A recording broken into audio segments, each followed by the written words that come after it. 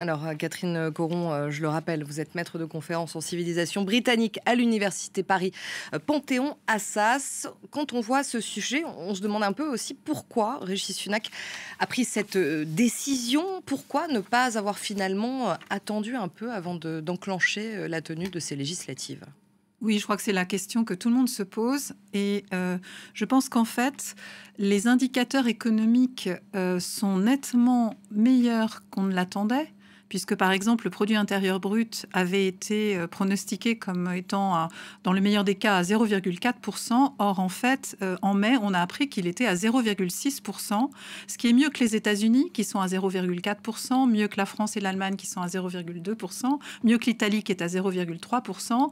Alors, 0,6%, c'est pas extraordinaire, c'est proche de zéro, donc c'est très fragile et c'est très faible. Mais je pense que Rishi Sunak a voulu, parce qu'il y a beaucoup d'incertitudes depuis la crise des subprimes. Il faut revenir longtemps en arrière sur l'économie britannique en particulier, qui dépend du secteur des services et qui a beaucoup souffert de différentes crises.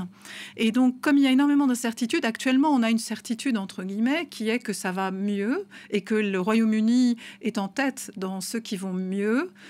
C'est fragile, mais il a dû probablement espérer que 3-4 mois après le mois de mai, parce qu'il y a toujours un décalage entre la réalité telle qu'elle est donnée par les chiffres et puis, je dirais, la façon dont les gens, dans leur pouvoir d'achat, le ressentent. Oui, parce que c'est pas ce qu'on perçoit quand on entend notamment les témoignages des Britanniques, c'est pas ce que l'on perçoit et ce que l'on entend de leur part. Non, mais c'est la réalité économique. Il y a toujours ce décalage en économie entre ce qui se passe maintenant et la façon dont les gens le perçoivent, qui est la crise sociale, qui, vous avez tout à fait raison, s'est exprimée en début 2023. Il y a eu un mouvement de grève consécutif, les conducteurs de bus, les instituteurs, les médecins. Ce qu'on voit rarement d'ailleurs au Royaume-Uni. Très rare. Mais tout ça pour expliquer qu'en fait, on est dans un pays où il n'y a pas toute l'aide sociale qu'on a par exemple en France et où les gens ont beaucoup souffert d'une inflation forte, de salaires qui n'étaient pas en hausse. Donc le deuxième élément positif de l'économie, c'est que les salaires ont remonté. Et donc je dirais pour une classe moyenne, il est possible qu'ils perçoivent maintenant mieux l'économie. Et je pense que c'est ce qui, pour répondre à votre question, ce qui a poussé Rishi Sunak à demander des élections maintenant, parce que une des incertitudes, c'est le prix de l'énergie dans un contexte international qu'aucun gouvernement ne maîtrise.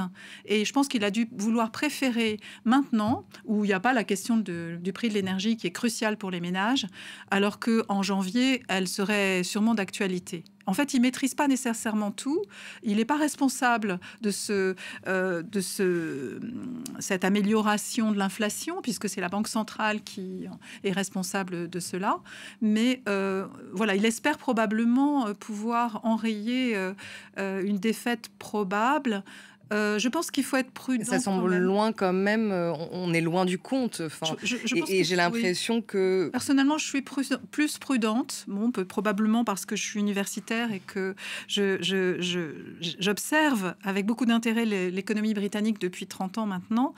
Je dirais qu'il faut malgré tout prendre en compte le fait que l'économie britannique, la politique britannique est une politique il y a 10-12 ans de Labour. Non, mais c'est ça aussi le souci, c'est que là, il y a 14 ans de conservateurs. Oui, et on sent que les Britanniques, finalement, ils en ont assez, ils veulent passer à autre chose. Alors, on va voir. On va voir exactement comment ils vont sentir. Moi, c'est un peu mon approche. On est d'accord, on attend les sondages. On va voir. Ce qui est certain, c'est que Rishi Sunak... Moi, je voudrais quand même dire, il a quand même des choses qu'il a faites pendant le Covid, qui sont assez extraordinaires pour les personnes qui travaillent. Il a mis en place des choses qui sont tout à fait positives, donc il ne faut pas l'oublier. Mais il a eu l'héritage de David Cameron, qui lui a demandé le référendum sur le Brexit. Et le Brexit a eu du poids sur l'économie. Et on va d'ailleurs y revenir. On va d'abord prendre le pouls justement et savoir ce qui se passe un peu à Londres avec notre correspondant Hervé Amoric. Hervé, bonjour, vous vous trouvez devant un bureau de vote. Alors comment se déroule le vote depuis ce matin ? Nous sommes devant le bureau de vote de Covent Garden, l'église Saint-Paul, église du XVIIe siècle, avec devant la porte, vous le voyez, devant le bureau de vote, un représentant ou une représentante du Parti conservateur et une représentante du Parti travailliste. La représentante du Parti travailliste est plutôt souriante, tandis que celle qui représente le parti de Rishi Sunak, elle, est plutôt inquiète. En effet, cette circonscription de Westminster, depuis sa création dans les années 50, 1950, a toujours été un bastion conservateur et pour la première fois, selon les sondages, elle pourrait virer à gauche. Pour l'instant, la participation est assez terne. Bien sûr, on attend le grand moment de la mi-journée et du 13h, qui est l'heure du déjeuner ici, pour avoir un afflux. Pour l'instant, c'est à peu près normal, disent les assesseurs ici. En revanche, sur l'ensemble du pays, John Curtis, qui est un des responsables, un des experts universitaires, disait qu'il estimait une participation risquait d'être inférieure aux 67% de dernières élections. Et ça pourrait être un problème pour les travaillistes, si ce n'est que les sondages prédisent, vous le savez, un raz-de-marée pour le Parti travailliste à travers le pays, avec une majorité écrasante, une majorité historique du jamais vu, supérieure à ce que Tony Blair lui-même a pu gagner en 1997.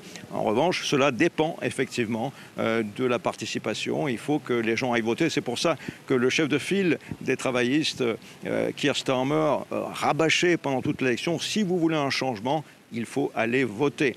Et donc, nous verrons à 23h ce soir si les gens se sont déplacés suffisamment. En tout cas, le soleil brille. C'est peut-être plutôt une situation, un contexte favorable. On sait que Rishi Sunak a multiplié pendant sa campagne les problèmes, a multiplié les scandales depuis... Enfin, les conservateurs ont multiplié les scandales depuis Boris Johnson et son Partygate, avec une surprise partie au même moment où la reine perdait son époux.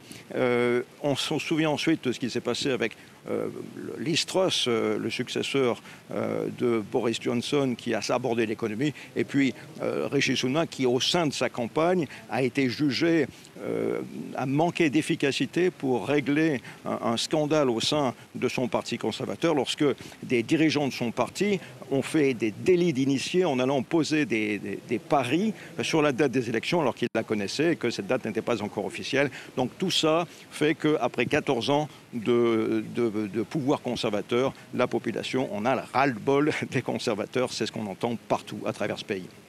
Merci Hervé, vous étiez en direct de Londres. On va vous retrouver bien sûr tout au long de la journée pour suivre ces élections législatives au Royaume-Uni. Pardon, Catherine Coron, quand on entend notamment ce que dit notre correspondant à Londres, on le sent bien que finalement, il y a un rejet assez grand des conservateurs. Est-ce qu'il y a quand même tout de même un enthousiasme ou pas pour le Labour, ou c'est vraiment plutôt un vote contre les conservateurs? Je pense qu'il faut faire attention de ne pas comprendre ce qui se passe au Royaume-Uni en tant que Français. Donc encore une fois, là vous voyez, on ne connaît pas le taux de participation pour l'instant. Donc je crois que quand on l'aura, on pourra peut-être en dire davantage. J'aurais tendance à être un peu plus prudente. Il y avait autant de scandales sur les travaillistes quand les conservateurs ont été élus en 2010. Et pareil, quand Tony Blair a été élu. Encore une fois, je crois que l'électorat britannique ne réagit pas nécessairement pareil qu'en France. On a deux partis qui sont assez similaires. C'est-à-dire que de toute façon, Keir Starmer, il va falloir il a promis qu'il serait dans un contexte de rigueur et il a aussi fait des promesses. La question, moi je me projette encore plus loin que vous, est-ce qu'il va tenir ses promesses s'il est élu? Et est-ce qu'il va être élu effectivement aussi largement que les sondages le pensent, parce que les sondages, c'est une estimation. On est d'accord, ça reste des sondages et on attend les résultats définitifs, voilà. Parce que c'est sûr qu'il faut toujours rester prudent et c'est toujours ce qu'on dit, en effet. Et donc, en fait, en tant qu'économiste, je suis plus intéressée de voir comment les gens vont voter, parce que ça permettra de se rendre compte si les gens ont effectivement perçu une amélioration, même si elle est légère, de la situation qui est en fait reconnue par énormément d'économistes en France ou au Royaume-Uni. Mais les travaillistes, et notamment donc Keir Starmer, est-ce qu'ils sont capables, est-ce qu'ils sont en mesure de redresser la barre? On sait notamment que les électeurs considèrent la santé et l'éducation comme un des enjeux majeurs de ces législatives. On reviendra sur l'économie juste après. Le système de santé britannique va très mal, les services publics vont mal. Est-ce que les travaillistes sont capables de redresser la barre? Puisque certains, en tout cas britanniques, beaucoup de Britanniques attendent en tout cas que les choses se fassent dans ce sens. Vous avez raison, parce qu'en fait, ça faisait partie des 5 promesses que Rishi Sunak avait données, c'était de diminuer la liste d'attente pour les soins. Il y a des gens qui attendent 1 an et demi pour avoir des soins au Royaume-Uni. C'est vraiment problématique. Il n'a pas tenu son pari. Ça a baissé, mais vraiment de façon tellement légère que c'est très limité. Et là, je vous renvoie... En fait, ils seraient capables, mais ils n'en ont pas les moyens. Le gros problème économique à l'heure actuelle, enfin l'un des gros problèmes, parce que je dirais qu'il y a plusieurs enjeux, c'est la dette. Le niveau de la dette est beaucoup trop élevé pour qu'ils aient les moyens financiers, parce qu'on a besoin de moyens financiers pour aider à combler ces problèmes-là. La dette publique frôle les 100% du PIB, du produit intérieur brut. Et cela depuis la crise des subprimes. L'économie britannique est énormément liée aux services. Et depuis la crise des subprimes et de l'effondrement du système financier, ils ont beaucoup souffert. Ils ont été obligés, chose qui est tout à fait contraire à leur principe économique, de soutenir tout le système financier. Et donc, ils ont une dette qu'ils traînent, d'où la politique d'austérité de Cameron. Cameron avait été élu pour la politique d'austérité. Les Britanniques votent plutôt volontiers pour quelqu'un qui promet de se serrer la ceinture quand c'est nécessaire. Et c'est le cas de Keir Starmer. Comment est-ce que Keir Starmer peut-il à la fois dire « je vais pratiquer une politique qui doit être très drastique », et c'est la même chose en France et dans beaucoup d'autres pays européens, en matière d'austérité budgétaire, et puis arriver à résoudre ce problème de l'attente pour les soins qui est absolument... il est évident que les gens qui attendent 1 an et demi ou 1 an, ils ne vont pas voter pour les conservateurs. Mais je ne suis pas sûre qu'ils seront pour les travaillistes s'ils ne résolvent pas le problème non plus. On parle beaucoup d'économie. En effet, l'économie, les finances publiques constituent un autre des enjeux majeurs. Les Britanniques, on le rappelle, n'ont jamais payé autant d'impôts depuis la fin de la Seconde Guerre mondiale. Je parlais et j'évoquais notamment le chiffre de la dette publique, 100% du produit intérieur brut. On va faire un point avec David Gilbert et puis on en reparle tout de suite. En 2019, les conservateurs avaient remporté une victoire écrasante, promettant de redresser les régions en difficulté. Mais 5 ans plus tard, nombreux sont ceux qui estiment que cette promesse n'a pas été tenue. Comme ici, dans la ville de Keighley, dans le nord de l'Angleterre, où certains habitants ont du mal à subvenir à leurs besoins de base. Les factures ont explosé. Il ne vous reste plus rien à la fin du mois. C'est l'un des grands problèmes de ce pays. Il y a de plus en plus de personnes en situation de pauvreté. Cela ne devrait pas être le cas au Royaume-Uni. L'état du système de santé public britannique, le NHS, est également au centre des préoccupations des électeurs. Avant 2010, quand les travaillistes étaient au pouvoir, son budget augmentait chaque année de 6%. Sous le règne des Tories, l'augmentation annuelle s'est réduite à 2%. Une baisse du financement qui a poussé les jeunes médecins et les infirmières à se mobiliser avec une série de grèves inédites et historiques. D'autres ont carrément choisi d'émigrer en Australie ou aux États-Unis. Du côté des patients, les listes d'attente s'allongent. J'ai vu le sous-financement et la mauvaise gestion du NHS causer de réels problèmes dans la façon dont j'ai été traité. Selon un sondage réalisé en avril, 6 300 000 patients britanniques étaient inscrits sur la liste d'attente nationale pour obtenir un traitement, soit 3 fois plus qu'en 2010. Alors Catherine Coron, ça résume bien finalement tout ce qu'on a dit précédemment. Que compte faire le Labour, encore une fois, quand on voit le programme de Keir Starmer, on se rend compte que les intentions ne sont pas vraiment très claires. Non, encore une fois, il faut les moyens financiers pour pouvoir redresser le NHS et actuellement, ça n'est pas possible. Ce sera probablement possible dans 2 ans si ils arrivent à redresser la barre. Et le gros problème, c'est que les personnes ont déjà un long historique depuis maintenant la crise du Covid-19 qui a été mal gérée par Boris Johnson. Et donc, plus l'inflation, plus effectivement une hausse du coût de la vie. Je dirais aussi qu'il faut gouverner avec les personnes. niveau de confiance des ménages dans le gouvernement en général au Royaume-Uni actuellement est de 21%. Il est plus bas qu'en France. En France, il est de 31%. Est-ce que vous imaginez qu'un gouvernement peut gouverner avec plus de 70% de sa population qui ne lui fait pas confiance? Mais alors, Keir Starmer est vu quand même comme quelqu'un à qui on fait confiance, d'après... Alors, on a entendu qu'on le trouvait plutôt boring, le plutôt ennuyeux. Il n'a pas beaucoup de charisme, mais certains disent qu'il aspire en tout cas plus confiance que notamment le côté Rishi Sunak, une personne qui est née et qui a grandi avec beaucoup d'argent. Et lui, finalement, Keir Starmer, il a ce côté aussi plus proche des Britanniques, finalement. Oui, je pense que là, on est à l'époque des promesses. Et on ne sait Comme pas toujours quand on est politique. Voilà. Et encore une fois, il va devoir faire avec un budget énorme, un déficit budgétaire, énorme, qui va l'empêcher d'être aussi social. Parce que je pense que le problème, c'est plus la crise sociale qui a suivi la crise économique. Et je dirais qu'actuellement, la crise économique est plutôt en train de se résoudre.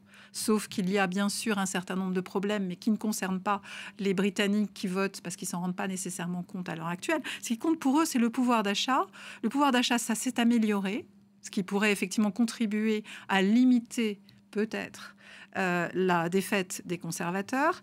Après, si on s'intéresse à ce qui va se passer après, le gros souci, ça va être d'une part ce problème de budget. Le deuxième problème, ça va être la productivité. Il y a un problème de productivité depuis longtemps au Royaume-Uni. Et si ils arrivent à améliorer la productivité, ça va améliorer le PIB et ça va avoir un effet. L'autre problème qui est aussi très économique et très technique, c'est la Banque centrale britannique. La Banque centrale britannique est la cause de ce problème de pouvoir d'achat, puisque à 14 reprises, ils ont augmenté les taux d'intérêt, qui sont plus de 5% à l'heure actuelle. Ils ne le baissent pas pour l'instant, alors qu'ils pourraient le faire, puisque l'inflation est à peu près à 2%, ce qui est le maximum prévu. Ils ne le font pas pour l'instant, ils auraient pu le faire il y a peu de temps. Et du coup, c'est vrai que ça retarde la consommation, la confiance. Et donc, Keir Starmer, il va devoir faire avec cet élément-là qu'il ne maîtrise pas. Et que ne maîtrisait pas non plus Rishi Sunak, en fait. Est-ce qu'il ne va pas devoir faire également aussi avec les conséquences du Brexit? Est-ce que l'économie britannique n'est pas encore en train d'absorber ce choc du Brexit? Le Brexit, qui, je le rappelle, a quand même été assez absent, voire... quasi, c'était assez le néant dans les campagnes. D'ailleurs, on se demande pourquoi ça a été aussi tabou. Parce qu'en fait, l'opinion publique britannique, d'après les sondages cette fois-ci, et cela depuis 2-3 ans, est passée de 47%, je crois, des personnes qui sont en fait pour l'Europe, pour un retour à l'Europe, à 55%. Oui, on a 55% des Britanniques. En date du premier, même dernier sondage, 55% en fait, estiment que c'était une erreur de sortir de l'Union européenne. En mai, il y a eu un basculement d'un certain nombre d'indicateurs, et donc qui sont plutôt positifs pour Rishi Sunak, mais je ne suis pas persuadée que l'électorat britannique qui est dans ses soucis en a conscience. Et donc, pour revenir à cela, donc en fait, je pense qu'on l'a pas évoqué parce que c'est pas tabou, c'est problématique. C'est-à-dire que l'électorat conservateur, il est plutôt anti-Europe. Oui, mais on a l'impression que comme ça n'a pas été vraiment évoqué pendant la campagne, c'était quasi inexistant, le Brexit. Alors, on a l'impression que c'est devenu un peu un tabou, en fait, notamment pendant cette campagne, puisque sachant que même Keir Starmer, lui, est censé être à la base anti-Brexit, il a lui-même... On se demande d'ailleurs est-ce qu'il va rejoindre peut-être l'union douanière, est-ce qu'il va décider de s'ouvrir sur le marché unique. Pour l'instant, il a dit qu'il ne bougerait pas par rapport à ça. Et pourtant, à la base, c'était il ne veut pas perdre des électeurs. Il veut pas perdre des électeurs parce que dans les deux partis, vous en avez des pros et des anti, même si la majorité des Britanniques seraient plutôt pour. Je voudrais revenir quand même à la dimension technique, économique du Brexit. En réalité, pour moi, ce taux de PIB plus important qu'on ne l'avait attendu peut montrer que l'économie britannique est en train d'encaisser le choc du Brexit. Ça a été énorme, mais alors là, c'est une hypothèse en tant que chercheur que je formule, mais j'ai tendance à penser qu'en fait, et ça, ce serait positif pour les travaillistes, l'économie pourrait être relancée Bon, sous réserve que les incertitudes internationales comme la guerre en Ukraine, et qui est très importante, et les prix de l'énergie ne viennent pas tout faire basculer en hiver, j'aurais tendance à penser que le Brexit a effectivement coûté très cher à l'économie britannique, mais qu'actuellement, ils sont en train de sortir du marasme et de ses problèmes. Et ça, ce serait plutôt positif pour les travaillistes. Voilà. Un dernier mot sur l'immigration, qui est toujours une préoccupation des Britanniques. On a vu que Nigel Farage, avec son parti Reform UK, cette formation d'extrême droite, pro-Brexit, anti-immigration, ils sont en train de faire leur trou, si je puis dire, depuis quelques années. On voit qu'ils peuvent commencer à prendre une place finalement un petit peu de place dans la Chambre des communes? Alors là encore, je pense qu'il faut attendre les résultats et être prudent. Je dirais qu'il y avait les 5 promesses, je reviens aux 5 promesses, parce que c'est très intéressant, de Rishi Sunak. Donc il y avait l'inflation, il y avait le PIB, la croissance, il y avait le NHS, on en a parlé, et il y avait effectivement la volonté qu'il n'y ait plus d'immigration illégale au Royaume-Uni. Et ça, il ne l'a pas du tout enrayé. C'est toujours un problème. Ils ont fait passer des lois en 2023. Les chiffres sont même plus voilà, grands qu'avant le Brexit. Parce qu'en fait, il y a un gros problème, c'est que leur idée, c'était de renvoyer les personnes immigrées chez eux. Notamment au Rwanda. Et en fait, c'est pas possible pour des raisons humaines évidentes. Et donc, malgré, je dirais aussi, des lois qu'ils ont votées, qui sont très, très contraignantes, et bien, effectivement, ce problème-là n'a pas été résolu. Et c'était une des raisons qui avait fait voter bon nombre des Britanniques pour sortir de l'Europe. Et on s'aperçoit que, là aussi, ils sont sortis de l'Europe. Et finalement, le problème, il est encore plus important qu'avant. Oui, parce que je rappelle ce chiffre, selon l'Office indépendant des statistiques nationales, le solde migratoire au Royaume-Uni a plus que doublé au cours des 3 dernières années par rapport aux 3 années précédant le référendum de 2016. Donc c'est ce qu'on évoquait. En fait, ils n'ont pas du tout réussi ce qu'ils voulaient. Oui, et puis là, en particulier, il y a ce point de l'immigration illégale des bateaux qui viennent en fait de Paris, de France, avec des immigrés qui préfèrent venir en Royaume-Uni parce qu'ils maîtrisent la langue anglaise et pas la langue française, et qui est un réel problème et qui n'a pas été résolu ni par les conservateurs ni par les travaillistes. Là aussi, c'est comme le NHS. Arriveront-ils? Est-ce que Keir Starmer arrivera à redresser la barre, alors qu'après tout, les travaillistes étaient au pouvoir, ne l'ont pas fait, et qu'ils n'ont pas les moyens budgétaires. Donc, j'ai parlé également, sur le plan économique, de la question de la productivité. Et il y a la pénurie de main-d'œuvre qualifiée. Il y a un problème d'inactifs. Alors, il faut faire attention, parce que j'ai vu des médias qui mélangeaient le chômage et l'inactivité. Là, il y a en fait énormément de Britanniques qui se mettent en congé maladie. Et ça a un impact sur la productivité qui est déjà problématique. Donc vous voyez, il y a un certain nombre d'éléments humains, la confiance, le fait de ne pas être motivé par son travail, qui sont importants. Merci beaucoup Catherine Coron. On va bien sûr évidemment attendre ce soir la fin